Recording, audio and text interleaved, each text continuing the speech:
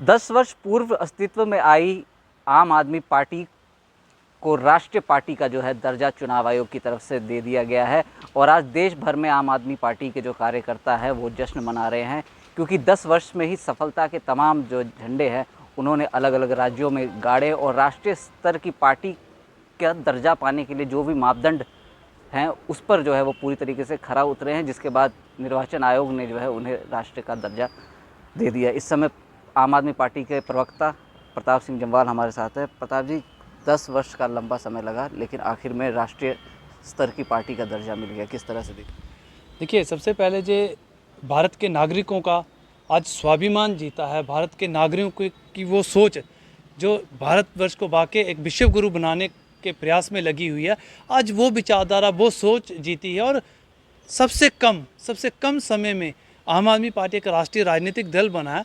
तो मुझे लगता है देश की जनता का विश्वास है कि ये वो राजनीतिक विकल्प है जो वाकई हिंदुस्तान को विश्व गुरु बना सकता है। ये वो राजनीतिक दल है जो करप्शन के खिलाफ लड़ सकता है। ये वो राजनीतिक दल है जो वाकई लोगों की मूलभूत सुविधाएं, जो रोज़मर्रा की जो ज़रूरतें हैं उन पे बात करती है। ये वो राजनीतिक दल है जो सेकुलरिज्म की बात करती है। तो मुझे लगता है जनता ने विश्वास जताया। और आज जिस तरह से गुजरात में देखिए, गोवा में देखिए, पंजाब में देखिए, दिल्ली के अंदर देखिए, जिन जिन राज्यों में हमने चुनाव लड़ा वहाँ पे लोगों ने भरपूर समर्थन दिया। तो आने वाले दिनों में आप देखिए बाकी राज्यों में भी, अब मध्य प्रदेश में आम आदमी पार्टी चुनाव लड़ने जा रही है, आम आदमी पार्टी छत्तीसगढ़ में चुनाव लड़ने जा रही है, आम आदमी पार्टी राजस्थान में चुनाव लड़ने जा रही है, हरियाणा में लड़ने जा रही है, जम्मू कश्मीर में चुनाव तो अभी फ़िलहाल तो जहाँ कोई संभावना नज़र नहीं आ रही, लेकिन जहाँ भी चुनाव लड़ने की पूरी तैयारी है। तो मुझे लगता है आज आम आदमी पार्टी पूरे हिंदुस्तान के अंदर हर घर में, हर गली में, हर नुक्कड़ में आम आदमी पार्टी है। और जो आपने बात कही कि बड़ी जल्दी और 10 साल में बहुजन समाज पार्टी है, समाजवादी पार्टी है, लगभग सबको 15 वर्ष या 18 वर्ष बल्कि 20-20 वर्ष भी लगे हैं बड़े सारे राजनीतिक दलों को। लेकिन आम आदमी पार्टी का इतनी तेज़ी से इस तरह से ये मुकाम हासिल करना, उसका कारण यही था कि लोगों के प्रति आम आदमी पार्टी की जो विचारधारा थी वो लोगों को असर थी। लोग इस चीज़ को समझ चुके थे कि आज ज़माना पढ़े लिखों का है, आज ज़माना जातिवाद या धर्म के नाम पर लड़ाई करने वालों का नहीं है, आज ज़माना बाकी हिंदुस्तान को विश्व गुरु बनाने का जो संकल्प है उसका। तो मुझे लगता है नौजवानों ने, महिलाओं ने, बुजुर्गों ने, विद्यार्थी वर्ग ने, सब ने एक विश्वास बनाया, एक मत बनाया और आज आम आदमी पार्टी एक राष्ट्रीय राजनीतिक दल बना है। प्रताप जी, किस तरह से रणनीति जो है वो रहने वाली है? जिस तरह से पंजाब में आप लोगों ने बहुमत से अपनी सरकार बनाई, हिमाचल में भी आपने दस्तक दी, जम्मू कश्मीर की बात करें तो जिस तरह आपने भी कहा कि अभी फ़िलहाल संभावनाएं नहीं लग रही है, लेकिन इलेक्शन कमीशन का जैसे कहा जा रहा है कि दौरा हो सकता है आने वाले दिनों में, तो किस तरह से तैयारियाँ जो है आप कर रहे हैं, किस तरह से पार्टी को मजबूत किया जाए? देखिए, पार्टी चुनाव के लिए तो पूरी संजीदगी से तैयार है। पार्टी आज चुनाव हो, चाहे कल हो, चाहे 2 साल बाद हो, पार्टी तो अपने कार्यकर्ताओं के साथ पूरी ताकत के साथ लगी है। लेकिन रही बात चुनाव आयोग की, चुनाव आयोग के पास तमाम दौरे करने के बाद एक ही उनकी बात सामने आएगी जो वो पत्रकार वार्ता करेंगे, जब गृह मंत्रालय हमें सुरक्षा के लिहाज से हमें हरी झंडी देगा हम चुनाव करवा देंगे। और जब गृह मंत्रालय से ये सवाल किया जाएगा वो कहेंगे कि चुनाव आयोग जो है, चुनाव आयोग निष्पक्ष है, वो आज़ाद है, इंडिपेंडेंट है, वो तय करेगा कि चुनाव कब करवाना है। तो ये दोनों जो फुटबॉल की तरह बॉल है, एक दूसरे के पाले में डालते रहते हैं। असल भारतीय जनता पार्टी सीधा रूल जम्मू कश्मीर में कर रही है। और जिस तरह की लूट खसूट और करप्शन का दौर जम्मू कश्मीर में चल रहा है, जिस तरह से जम्मू कश्मीर के नागरिकों को प्रताड़ित करने का काम चल रहा है, तो मुझे लगता है भारतीय जनता पार्टी इस समय मलाई खाने में मुझे लगता ज़्यादा बिजी है, व्यस्त है। उसको चुनाव करवाने में कोई भी, मुझे लगता है कहीं भी कोई उन्हें लगता नहीं है कि वो चुनाव कराने के पक्ष में है। और आज जिस तरह एलजी प्रशासन पूरी तरह से दिल्ली के इशारों पे काम कर रहा है, तो चुनाव करवाने के लिए तो उनके पास मुझे लगता है समय ही नहीं है एलजी प्रशासन के पास कि वो चुनाव के बारे में सोचे। हालात जब सामने, आप ही दावा करते हैं कि मिलिटेंसी जो है वो बिल्कुल ख़त्म हो चुकी है, आप ही दावा करते हैं कि बॉर्डर बिल्कुल शांत है, आप ही दावा करते हैं कि हालात मौसम के हिसाब से भी हालात सही हैं, आप ही दावा करते हैं कि सड़कों का हमने जाल बुन दिया है, आप ही दावा करते हैं कि पंचायती लेवल पे हमारे ऑफिसर्स हैं जो पूरी तरह से तैनात हैं, हमारे जो मतदाता सूचियां थी उसमें जो त्रुटियां थी हमने वो दूर कर दी। जब सब दावे आप करते हैं तो फिर चुनाव भी आप करवा दीजिए। लेकिन जब सीधा रूल चल रहा हो तो मुझे लगता है भारतीय जनता पार्टी इस समय लूट खसूट माल कमाने में, करप्शन करने में, इन चीज़ों में व्यस्त है, इसलिए वो चुनाव करवाना नहीं चाहते हैं। प्रताप जी, जिस तरह से बात करेंगे कि भ्रष्ट आपकी पार्टी का जब जन्म हुआ तो अन्ना आंदोलन के समय के बाद ये जो है पार्टी अस्तित्व में आई और भ्रष्टाचार के खिलाफ ही सबसे बड़ा जो अभियान था वो देश भर में आप लोग चला रहे थे। तो किस तरह से देखते हैं आने वाले समय में, क्योंकि अभी बात करें तो दिल्ली के जो डिप्टी सीएम हैं वो भी हवालात में हैं, सीबीआई ने उनको मनी लॉन्ड्रिंग के केस में अंदर कर रखा है और आपके जो पार्टी के जो प्रमुख है, जो राष्ट्रीय संयोजक है, वो भी कह रहे हैं कि जो जो मेरा साथ देगा वो जेल जाने के लिए तैयार रहे। तो किस तरह से देखिए 1857 में हिंदुस्तान की आज़ादी का एक बुगुल बजा था। 1857 से वो लड़ाई शुरू होके 1947 में देश को आज़ादी मिली। एक बड़ा लंबा संघर्ष था और जो बाकी क्रांतिकारी थे, जो देश हितैषी थे, देश प्रेमी थे, कईयों ने शहादतें दी।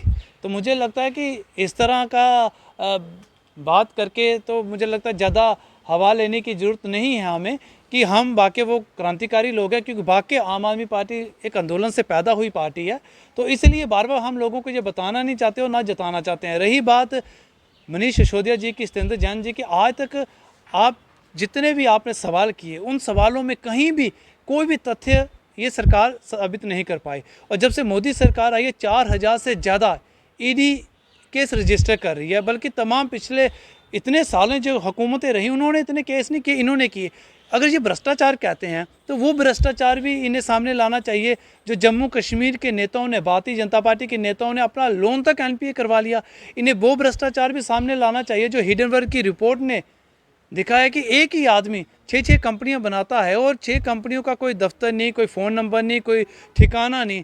तो उस भ्रष्टाचार पे भी कार्रवाई होनी चाहिए, उस भ्रष्टाचार पे भी कार्रवाई होनी चाहिए। आज जो लोग विदेशों में भागे हुए हैं उन भ्रष्टाचारियों पे भी कार्रवाई होनी चाहिए। जिस काले धन का आप कहते थे स्विस बैंक में इतने लोगों का हमारे पैसा हम वापस लाएंगे, उस भ्रष्टाचार पे भी कार्रवाई होनी चाहिए, लेकिन नहीं हुई। ईडी ने अगर कार्रवाई करनी है तो उन लोगों पे भी कार्रवाई की करे ना ईडी। आज पिछले केस को निकाल रही है ईडी, तो ईडी को वो भी निकालना चाहिए। जब भारतीय जनता पार्टी के एमएलए ने क्रॉस वोटिंग कर दी, खुद को बेच दिया, तो ईडी ने वहाँ पे आज तक कोई रेड नहीं की।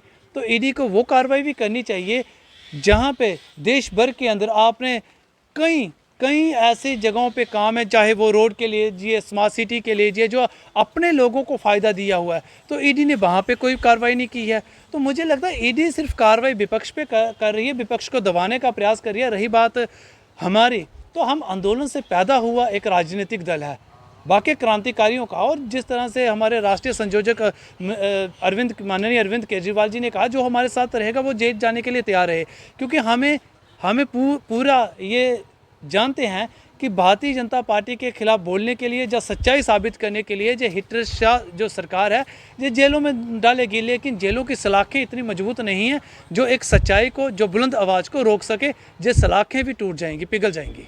प्रताप जी, आपने जिस तरह से जिक्र किया कि विपक्ष के जो नेता हैं उन पे कार्रवाई की जा रही है, झूठे केस जो है उन पे डाले जा रहे हैं। ममता बनर्जी की बात करूँ तो जिस तरह से आपकी पार्टी को राष्ट्रीय स्तर का दर्जा मिला, उनकी पार्टी से छीन गया, उन्होंने भी चुनाव आयोग की निष्पक्षता पर सवाल खड़े कर दिए। तो क्या लगता है आपको कि जो सरकारी एजेंसियां हैं वो पूरी तरीके से जो मौजूदा सरकार है उनके इशारे पे काम कर रही है? देखिए, जहाँ तक टीएमसी की बात है, उनसे जो राष्ट्रीय राजनीतिक जो दल का दर्जा वो छीना, उसके साथ सीपीआई का देना, बड़े सारे राजनीतिक दलों का छीना है। उसमें कुछ मापदंड होते हैं, 6% वोट लेने वाला मापदंड, 4 राज्यों में चुनाव लड़ने वाला, बड़े सारे मापदंड होते हैं।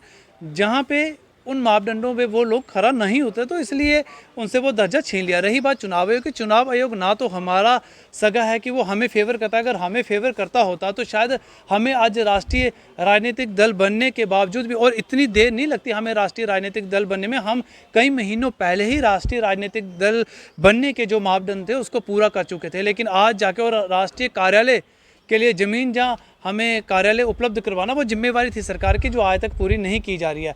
तो मुझे लगता है, रही बात जिस तरह से टीएमसी कह रही है, तो मुझे लगता है शायद वो मापदंड को पूरा नहीं कर पाए, ये भी हो सकता है। रही बात आम आदमी पार्टी की, तो आम आदमी पार्टी ने उन मापदंडों पे खड़ा उतरी है। और रही बात जहाँ तक हम कह रहे हैं कि किसी का राजनीतिक दर्जे का छीना जाएगा, तो वो सवाल खड़ा करेगा, कल को कांग्रेस का दर्जा छीनने वाला है। वो तो सारा पूरा हिंदुस्तान जानता है कि कांग्रेस का राष्ट्रीय राजनीतिक दल का दर्जा आज नहीं तो कल छीनने वाला है। तो अब उस पर सवाल उठाएंगे कि, तो मुझे लगता है ये तो सच्चाई से मुंह फेरने वाला है कि सच्चाई से आंखें बंद करेंगे तो हमें ही अंधेरा दिखेगा, वो पूरे समाज के लिए अंधेरा नहीं होगा। इसलिए इन आंखों को बंद करके जो राजनीतिक दल देख रहे हैं तो वो उनकी गलत फहमी है। हम तीव्र गति से बढ़ रहे हैं, हिंदुस्तान को विश्व गुरु बनाएंगे, हिंदुस्तान को एक विकास की तरफ लेके जाएंगे। और भारतीय जनता पार्टी हो चाहे बाकी राजनीतिक दल हो जिन्होंने हिंदुस्तान की जनता को प्रताड़ित किया है, आज हिंदुस्तान का रुपया डॉलर के मुकाबले किस स्थिति में है, आज हिंदुस्तान की शिक्षा व्यवस्था किस हालत में है, स्वास्थ्य किस हालत में है, तो ये तमाम चीज़ें पूरा देश जानता है। और देश को उम्मीद है कि आम आदमी पार्टी ने पंजाब में करके दिखाया, आम आदमी पार्टी ने दिल्ली में करके दिखाया, आम आदमी पार्टी ने आज गुजरात में दस्तक दी। तो इसलिए आज लोगों को विश्वास है और हिंदुस्तान भारतवर्ष आम आदमी पार्टी के साथ खड़ा है। तो साफ तौर से आप सुन सकते हैं आम आदमी पार्टी के प्रवक्ता प्रताप सिंह जम्वाल ने साफ तौर से देशवासियों का धन्यवाद किया कि किस तरह से देशवासियों ने जो है उनकी पार्टी पर विश्वास जताया, जिसके बाद जो है आज उनकी पार्टी जो है राष्ट्रीय राजनीतिक दल की पार्टी जो है वो बन चुकी है। आप लोग बने रहिए हमारे साथ, देखते रहिए चैनल 1। नमस्कार।